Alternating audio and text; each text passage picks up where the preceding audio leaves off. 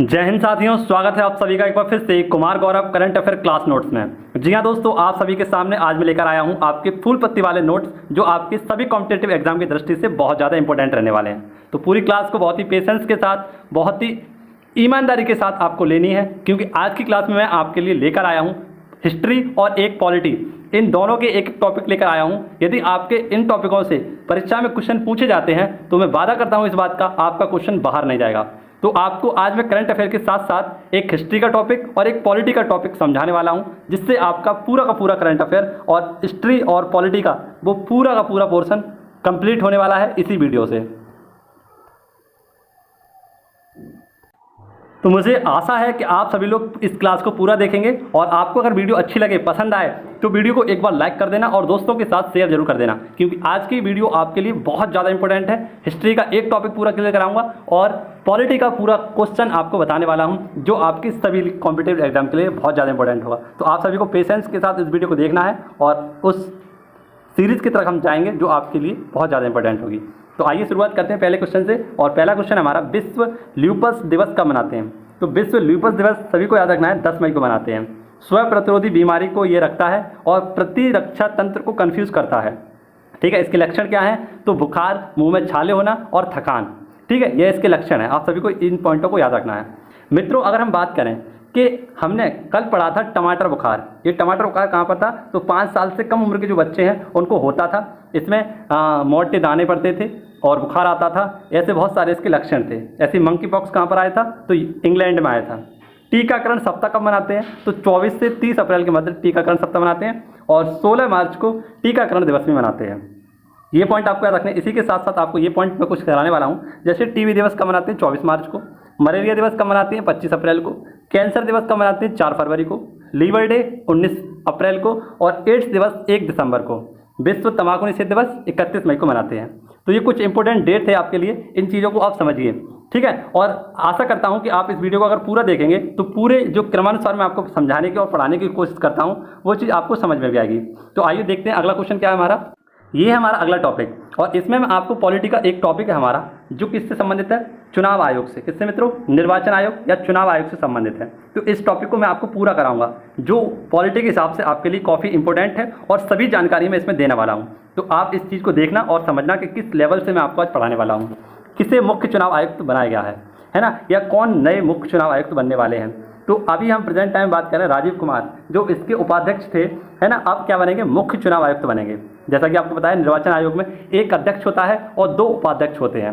इससे पहले अगर हम बात करें इसके अध्यक्ष कौन है, तो अभी प्रेजेंट टाइम अध्यक्ष हैं इसके, आप सभी का रखना है, सुशील चंद्रा। और सुशील चंद्रा का स्थान कौन लेंगे? तो राजीव कुमार लेंगे, जो इसके कौन थे? उपाध्यक्ष थे। ठीक है, उपाध्यक्ष एक ये थे और एक थे अरुण कुमार मिश्र। ठीक है, अब आप सभी को याद रखना है, जो राजीव कुमार थे अब कौन बन चुके हैं? तो यहाँ पर बन जाएंगे चुनाव आयुक्त, यानी मुख्य चुनाव आयुक्त बन जाएंगे। अब आप सभी के लिए एक पॉलिटी का पूरा टॉपिक आइए आपको पढ़ाता हूँ, और बहुत ही कम समय में उन सभी क्वेश्चनों को समझाता हूँ। अगर वीडियो पसंद आए तो वीडियो को लाइक कर देना, और अभी तक चैनल के आप लोगों ने सब्सक्राइब नहीं किया है तो चैनल को भी सब्सक्राइब कर लेना, और हमारे छोटे से परिवार का जो आपके लिए बहुत ज़्यादा इंपॉर्टेंट और मेहनत कर रहा है आपके लिए, उसका हिस्सा बनना। मित्रों, आप सभी को ये चीज़ देखनी है, क्योंकि पॉलिटी यानी जो हमारा करंट अफेयर का पूरा निचोड़, और इसके साथ साथ आपको पॉलिटी का निचोड़ मिल रहा है, तो इसमें आपके सारे क्वेश्चन क्लियर होंगे। देखो, पहला क्वेश्चन है हमारा, राज्य चुनाव आयुक्त की नियुक्ति कौन करता है? तो इसका राइट आंसर हो जाएगा राज्यपाल। राज्य चुनाव आयुक्त की नियुक्ति राज्य का राज्यपाल करता है। भारतीय संविधान के अनुच्छेद 343 के अधीन राज्य निर्वाचन आयोग यानी कि स्टेट इलेक्शन कमीशन का गठन किया जाता है। राज्य निर्वाचन आयोग का मुख्य कार्य पंचायतों का निर्वाचन, नामावली तैयार करना और परीक्षण एवं चुनाव कराना है। ठीक है, यहाँ पर ही हमने पढ़ लिया राज्य चुनाव आयुक्त। इसी के साथ साथ अगला देखिए, भारत के मुख्य चुनाव आयुक्त और चुनाव आयुक्तों की नियुक्ति कौन करता है? तो यहाँ पर हमें याद रखना है, भारत के राष्ट्रपति के द्वारा भारत के चुनाव आयुक्त और चुनाव आयुक्त की नियुक्ति की जाती है। अब इस चीज़ को भी समझते हैं और सारे पॉइंटों को आपको बताता हूँ। संविधान के भाग 15 के अनुच्छेद 324 से 329 के निर्वाचन के बारे में उपबंध किया गया है। ठीक है, और भारत के मुख्य चुनाव आयुक्त व 2 अन्य आयुक्तों की नियुक्ति राष्ट्रपति द्वारा की जाती है। मुख्य चुनाव आयुक्त को हटाने की प्रक्रिया जो सर्वोच्च न्यायालय के न्यायाधीश की है, अर्थात संसद के विशेष बहुमत से पारित संकल्प द्वारा हटाया जा सकता है। तो यहाँ पर आपके 2-4 क्वेश्चन कंप्लीट हुए कि भाग संविधान में कौन से 15 में आर्टिकल कौन सा है 324, किसके द्वारा नियुक्ति की जाती है तो राष्ट्रपति के द्वारा। और किस प्रकार से हटाए जाते हैं तो जिस प्रकार से सर्वोच्च न्यायालय का न्यायाधीश हटता है उसी अधिकार से विशेष बहुमत के द्वारा संकल्प पारित करके इसे भी हटाया जाता है। ठीक है, अगला क्वेश्चन आपके लिए है ईवीएम का पूर्ण रूप क्या है। तो ईवीएम यह भी चुनाव से संबंधित है और इसका पूर्ण रूप क्या होता है तो इलेक्ट्रॉनिक वोटिंग मशीन। इसके बारे में कुछ क्वेश्चन आपको जानने हैं, जैसे electronic voting machine EVM electronic साधनों का प्रयोग करते हुए वोट डालने या वोटों की गिनती करने के कार्य में सहायता करती है। ईवीएम को 2 यूनिटों में तैयार किया जाता है, कंट्रोल यूनिट और बैलेट यूनिट। इन यूनिटों के केवल सहायता से एक दूसरे को जोड़ा जाता है। सन 1982 में ईवीएम का इस्तेमाल पहली बार केरल राज्य विधानसभा चुनाव से किया गया था। ठीक है, तो यहाँ पर आपको क्वेश्चन याद रखना है कि ईवीएम सबसे पहले कहाँ से स्टार्ट की गई थी, केरल से, और 1982 में। ठीक है, अगला क्वेश्चन आप सभी के लिए ये भी चुनाव से संबंधित है। वर्ष 1982 में इलेक्ट्रॉनिक वोटिंग मशीन विधानसभा चुनावों में पहली बार कहाँ पर प्रयोग की गई थी, तो हमने अभी पढ़ा ये कहाँ पर था, केरल में। ठीक है, अगला क्वेश्चन आप सभी के लिए बहुत ज़्यादा इंपॉर्टेंट है, इसको आप पढ़ना और बताना मुझे कि आपको आज की ये सीरीज कैसी लगी। नेक्स्ट क्वेश्चन है हमारा, भारत में पहली बार किस राज्य में इलेक्ट्रॉनिक वोटिंग मशीन ईवीएम का इस्तेमाल किया गया था, तो ये पुनः से क्वेश्चन आ गया है केरल में। ठीक है, अगला आप सभी के लिए, निर्वाचन आयोग के अनुसार 2020 तक भारत में मतदान करने हेतु न्यूनतम आयु कितनी है, तो आप सभी लोग जानते हैं 18 वर्ष है मतदान करने की आयु। भारतीय निर्वाचन आयोग के अनुसार 2020 तक मतदान करने हेतु न्यूनतम आयु 18 वर्ष है। हमारा आपको संविधान संशोधन भी पता है, 61वां संविधान संशोधन अधिनियम 1989 था। ठीक है, अब प्रभावी होने की तिथि आपको बताइए कौन सी थी, 1989 थी। 1988 में 61वां संविधान संशोधन अधिनियमित किया गया था, जबकि लागू कब हुआ था 1989 से। इसके तहत 21 वर्ष की आयु को घटाकर 18 वर्ष किया गया था।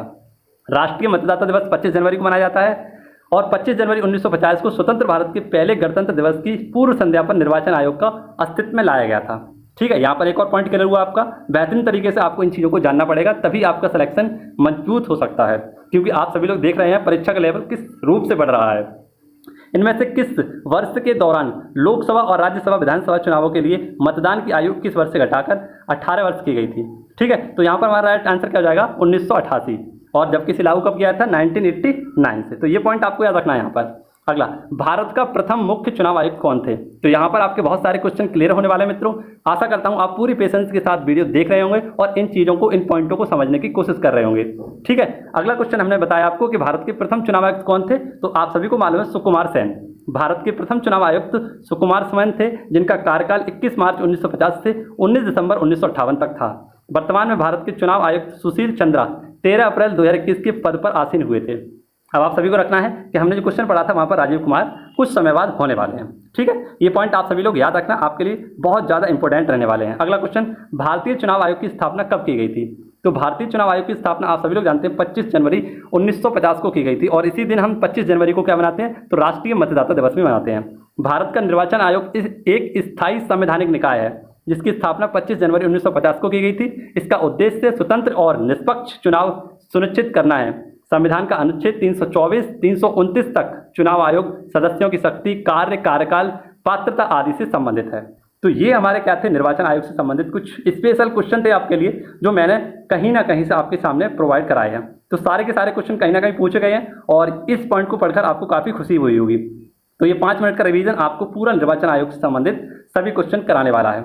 आशा करता हूँ आपको ये मेहनत पसंद आई होगी, तो वीडियो को लाइक जरूर कर देना और चैनल पर यदि नए आए हो तो आप सब्सक्राइब इसे जरूर कर लेना। ठीक है, अब अगला जो टॉपिक मैं पढ़ाऊंगा आपको हिस्ट्री से संबंधित है, ये स्पेशल रहेगा और मेरे नोट्स हैं आपको जो मैं प्रोवाइड कराऊंगा इस वीडियो में। क्वेश्चन नंबर 3 है उत्कर्ष समारोह। कौन सा मित्रों, उत्कर्ष समारोह। इसका आयोजन कब किया गया और कहाँ किया गया, तो इसका उत्कर्ष समारोह, इसका आयोजन भरूच गुजरात में किया गया था। इसमें संबोधन किसने किया था, तो प्रधानमंत्री जी ने। इसमें 4 योजनाओं का 100% क्रियान्वयन करने के लिए इस उत्सव को मनाया गया था, इस समारोह का आयोजन किया गया था, जिसे हम उत्कर्ष समारोह के नाम से जान रहे हैं। ठीक है, अब यहाँ पर 4 योजनाएं कौन कौन सी थी, तो जान लीजिए। गंगा स्वरूप आर्थिक योजना, ये विधवाओं को वित्तीय सहायता प्रदान करने के लिए निकाली गई थी। इसी के साथ साथ इंदिरा गांधी वृद्ध, कौन सा वृद्ध कर लेना या वृद्धि की जगह इंदिरा गांधी वृद्ध सहाय योजना, यहाँ पर वरिष्ठ जो नागरिक हैं उनको वित्तीय सहायता उपलब्ध कराना था। निराधार वृद्ध आर्थिक योजना, यहाँ पर विकलांगों को वित्तीय सहायता प्रदान करना था। कुटुंब सहाय योजना, यहाँ पर अगर किसी परिवार के जो 18 वर्ष का व्यक्ति है ना, और कमाऊ व्यक्ति है, उसकी अगर मृत्यु हो जाती है तो मृतकों के घर वालों को वित्तीय सहायता प्रदान करने के लिए कुटुंब योजना, इन 4 योजनाओं को स्टार्ट किया गया था। ठीक है, तो भरूच आप सभी लोग याद रखना, गुजरात में है। एक इंपॉर्टेंट क्वेश्चन आपको याद रखना है यहाँ से, झरोखा कार्यक्रम। हाल ही में मध्य प्रदेश का एक रेलवे स्टेशन है जिनका नाम है कमलापति रेलवे स्टेशन, यहाँ से एक झरोका कार्यक्रम स्टार्ट किया गया था। और किस मंत्रालय के द्वारा? तो संस्कृति मंत्रालय। संस्कृति मंत्रालय के मंत्री कौन है? तो जी किशन रेड्डी। ठीक मित्रों, इस क्वेश्चन को आप सभी लोग याद रखना। आशा करता हूँ ये क्वेश्चन आपको समझ में आया होगा।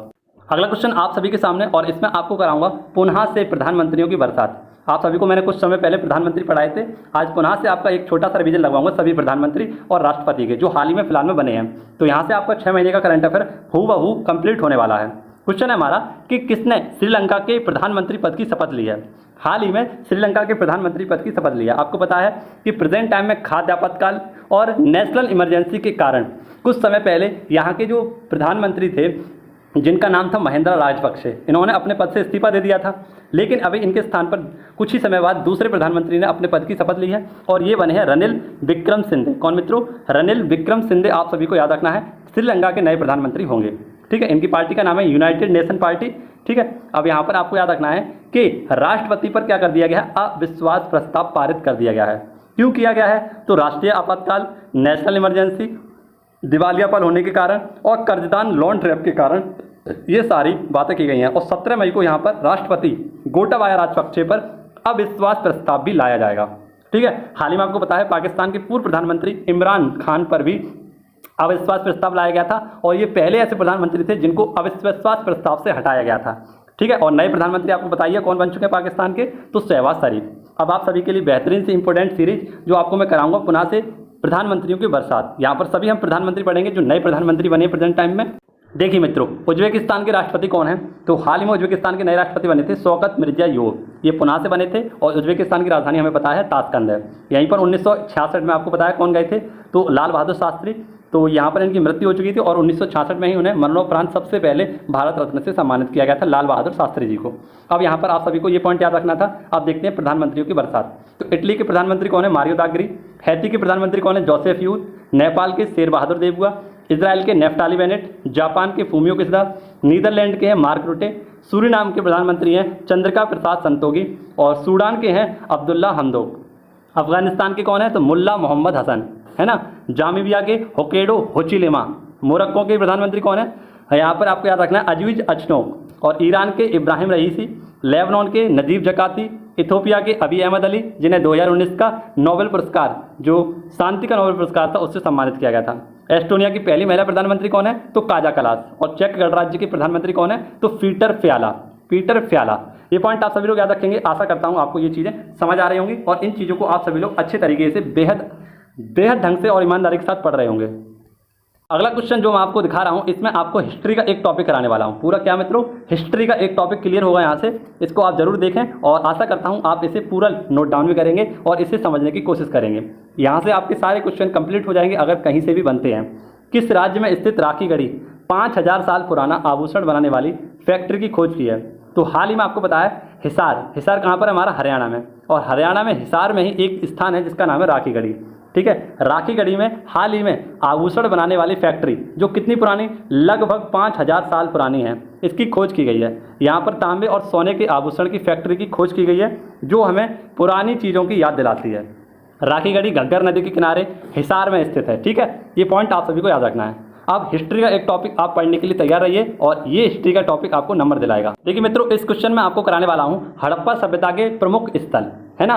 कौन सी वर्ष को इसकी खोज की गई थी, किस नदी के किनारे हैं और किसके द्वारा इसकी खोज की गई थी, ये पॉइंट आपको मैं याद कराऊंगा। तो हड़प्पा की खोज 1921 में रावी नदी के किनारे दयाराम साहिनी के द्वारा की गई थी। मोहनजोदड़ो की खोज जो भी पाकिस्तान में है 1922 में इसकी खोज की गई थी। सिंधु नदी के किनारे ये बसा हुआ है और आर.डी. बनर्जी यानी राखल दास बनर्जी के द्वारा इसकी खोज की गई थी। सुतकागेडोर जो कि इसका सबसे पश्चिमी छोर है हड़प्पा सभ्यता का, 1927 में इसकी खोज की गई थी। दस्क नदी के किनारे ये बसा हुआ है और R.L. स्टेन के द्वारा इसकी खोज की गई थी। चन्हूदड़ो 1931 में इसकी खोज की गई थी और सिंधु नदी के किनारे ये बसा हुआ है और M.G. मजूमदार के द्वारा इसकी खोज की गई थी।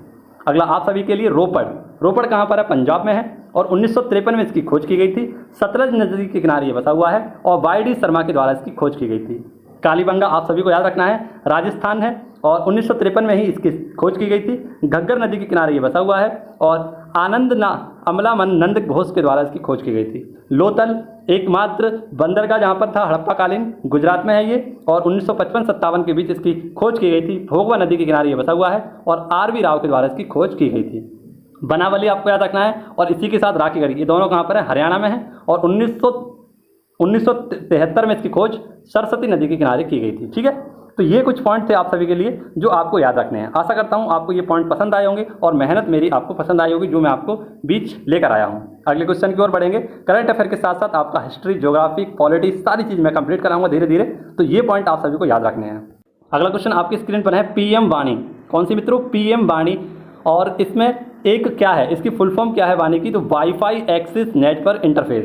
पीएम वाणी, इसको शॉर्ट फॉर्म में हम कहते हैं पीएम वाणी, लेकिन इसकी फुल फॉर्म आप सभी को याद रखनी है क्या है। इसकी फुल फॉर्म है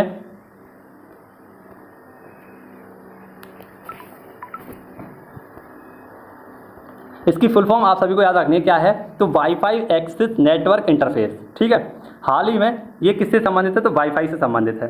सही है, और ये क्या है, वाईफाई की फुल फॉर्म होती है वायरलेस फैसिलिटी। 100 रेलवे स्टेशन पर वाईफाई लेस करना पीएम वाणी का उद्देश्य है। और किसके द्वारा? तो रेलटेल। किसके द्वारा? रेलटेल के द्वारा यहाँ पर 100 स्टेशनों पर वाईफाई उन्हें युक्त करना है, वहाँ पर वाणी इस योजना को पूरा क्रियान्वित करना है। ठीक है, यहाँ पर ये पॉइंट आपको याद रहेगा। अगला क्वेश्चन है पहला वैक्यूम आधारित सीवर सिस्टम हाल ही में कौन सा शहर बना था? तो ये बना था अपना आगरा। ठीक है, सिकंदर लोधी के द्वारा इसकी स्थापना की गई थी, ये पॉइंट आपको याद रखना है। अगला क्वेश्चन आप सभी के सामने है, कौन सा देश नाटो के cooperative cyber defence centre of excellence में शामिल होने वाला एशिया का पहला देश बना है? तो नाटो की एक संस्था है। ठीक है, और नाटो की क्या, तो आपको याद रखना है cooperative cyber defence centre of excellence, है ना। ये क्या है, तो साइबर सुरक्षा से संबंधित एक संस्था है जिसमें कुल 32 देश हैं। और इन 32 देशों में आप सभी को याद रखना है कि दक्षिण भारत का, या यूँ कहें एशिया का पहला ऐसा देश बन चुका है जिसका नाम क्या है, दक्षिण कोरिया, इसमें शामिल हो चुका है। ये पॉइंट आपको याद रखना है। दक्षिण कोरिया के हाल ही में नए राष्ट्रपति बनाए गए थे, योन सुक योल। ठीक है, अब यहाँ पर नाटो आप सभी लोग जानते हैं, तो नाटो संबंधित कुछ स्पेशल फैक्ट आपके लिए लिखे हैं, इन फैक्टों को आप सभी लोग याद रखना। देखो मित्रों, नाटो को हम समझते हैं नॉर्थ अटलांटिक ट्रीटी ऑर्गेनाइजेशन। इसकी स्थापना कब हुई थी? 1949 में। सदस्य देशों की संख्या इसमें 30 है। वॉशिंगटन संधि के तहत इसकी स्थापना की गई थी। इसका हेडक्वार्टर ब्रुसेल्स में है, और इसकी सामूहिक सुरक्षा के लिए इसके संविधान में एक आर्टिकल है जिसका नाम है आर्टिकल 5। ठीक है मित्रों, ये पॉइंट आप सभी लोग याद रखना। नाटो से संबंधित ये फैक्ट आपको याद रखने हैं। एक और आपको नाटो से याद रखना है, सैन्य अभ्यास कोल्ड रेस्पॉन्स 2022। ये किसका सैन्य अभ्यास है? तो नाटो का ही है। ठीक है, और इसका आयोजन 14 मार्च से 1 अप्रैल के मध्य किया गया था। कहाँ पर किया गया था? नॉर्वे। और नॉर्वे की राजधानी क्या है? ओस्लो, जहाँ पर शांति का नोबेल पुरस्कार दिया जाता है। नेपच्यून स्ट्राइक 2022, ये भी किसका है? तो ये भी नाटो का ही है। मालाबार युद्धाभ्यास, इसमें क्वेड वाले देश हैं जिसमें आप सभी को याद रखना है जापान, अमेरिका, इंडिया और क्या है, ऑस्ट्रेलिया। पाबी युद्धाभ्यास, ये किसका है? एससीओ का, है ना, संघाई कोऑपरेशन ऑर्गेनाइजेशन, इसका पाबी युद्धाभ्यास है। तो ये सभी पॉइंट आप सभी लोग याद रखेंगे। आशा करता हूँ ये पॉइंट आपको याद होंगे। अगला क्वेश्चन आप सभी के सामने है, बायोगैस से चलने वाले भारत के पहले ईवी चार्जिंग स्टेशन का उद्घाटन कहाँ पर किया गया है? तो हाल ही में इसका उद्घाटन कहाँ पर किया गया है? मुंबई में। 220 यूनिट बिजली किससे बनेगी? तो खाद्य अपशिष्ट पदार्थों से 220 यूनिट बिजली बनाई जाएगी, जिसे बायोगैस से चलने वाला भारत के पहले ईवी इलेक्ट्रॉनिक चार्जिंग स्टेशन का उद्घाटन मुंबई में किया गया है। किसके द्वारा? तो आदित्य ठाकरे। किसके बेटे हैं? तो उद्धव ठाकरे, जो प्रेजेंट टाइम में महाराष्ट्र के कौन है? मुख्यमंत्री हैं। और ये प्रेजेंट टाइम में कौन है? तो पर्यावरण मंत्री हैं। इनके बेटे हैं आदित्य ठाकरे। ठीक है, अगला क्वेश्चन आप सभी के सामने बेहद इंपॉर्टेंट, और इसमें एक टॉपिक कराऊंगा आपको, बुक से संबंधित जितने हमारे अवार्ड हैं, कौन कौन से हमारे अवार्ड जो बुक से संबंधित हैं, जो आपके लिए करंट अफेयर की दृष्टि से बहुत ज़्यादा इंपॉर्टेंट रहेंगे, तो इन पर हम चर्चा करेंगे, एक छोटा सा रिवीजन लगाएंगे। आशा करता हूँ आप पूरी वीडियो अंत तक देख रहे होंगे और इस पॉइंट को नोट डाउन करके आपको बहुत ज़्यादा तसल्ली मिलेगी, इन चीज़ों को आप याद कर चुके होंगे। अगला क्वेश्चन आप सभी के सामने है, पहला बांग्ला अकादमी पुरस्कार। तो हाल ही में इसकी शुरुआत की गई है 2022 से, और 2022 में ये पहली बार किसे दिया गया है? तो पश्चिम बंगाल के मुख्यमंत्री हैं जिनका नाम है ममता बनर्जी। इनको हाल ही में पहला बांग्ला अकादमी पुरस्कार दिया गया है। ठीक है, ममता बनर्जी आप सभी लोग रखना, सीएम ऑफ कहाँ की है? वेस्ट बंगाल। इनकी बुक का जो नाम है जिसके लिए इन्हें ये पुरस्कार दिया गया है, उसका नाम है कविता विटान। क्या मित्रों? कविता विटान के लिए इन्हें बांग्ला अकादमी पुरस्कार 2022 से सम्मानित किया गया है। ठीक है, यहाँ पर मैं आपको बुक से संबंधित कुछ और कराऊंगा। उससे पहले हमारा जो क्वेश्चन नंबर 11 था, है ना, जो बाद में सर कराते हैं वन लाइनर का, इसे भी मैंने इसमें कनेक्ट कर दिया है। तो यहाँ पर आप याद रखना, ये भी एक बुक थी। एक बुक का नाम था the struggle for police reform in India. तो ये एक बुक है, और किसके द्वारा? जिन्होंने सबसे पहले पुलिस रिफॉर्म के लिए कार्य किया था, प्रकाश सिंह, ये उसी के द्वारा लिखी गई है। प्रकाश सिंह के द्वारा लिखी गई है, जो पुलिस रिफॉर्म के लिए इन्होंने अभियान चलाया था। ठीक है, ये पॉइंट आप सभी को याद रखना है। जबकि इसका विमोचन किसने किया है, तो उपराष्ट्रपति वेंकैया नायडू जी के द्वारा इसका विमोचन किया गया है। अब आप सभी के लिए बुक अवार्ड ये देखना और आपको ये काफ़ी अच्छे लगेंगे। देखिए मित्रों, यहाँ तक आप सभी अगर पहुँच गए हैं तो बहुत ही इंपॉर्टेंट टॉपिक आप सभी के लिए 31वां संविधान, माफ करना 31वां सरस्वती सम्मान 2021 किसे दिया गया है, तो ये दिया गया है प्रोफेसर रामदरत मिश्र को। इनका उपन्यास था मैं तो यहाँ हूँ तुम कहाँ हो सोना बाबू। ठीक है, आपको केवल इतना याद रखना है, मैं तो यहाँ हूँ। बिरला फाउंडेशन के द्वारा सरस्वती सम्मान प्रदान किया जाता है। 1991 से ये सम्मान प्रदान किए जा रहे हैं और इसमें 10 लाख रुपये इनामी राशि दी जाती है।